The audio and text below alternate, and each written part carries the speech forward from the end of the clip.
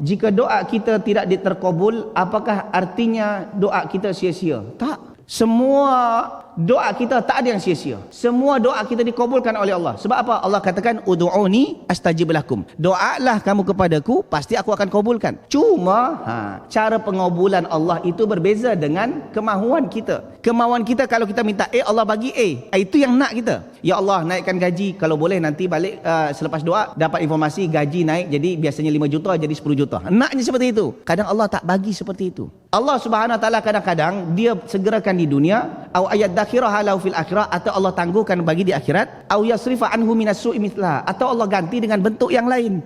Boleh jadi gaji kita tak naik, tapi Allah jaga kesihatan kita, ahli keluarga kita, anak-anak kita daripada kemalangan, daripada penyakit. Itu pun juga bentuk daripada pengabulan doa. Oleh sebab itu kena husnudzan, berbaik sangka kepada Allah Subhanahu Wa Taala. Okey, Allah Taala alam.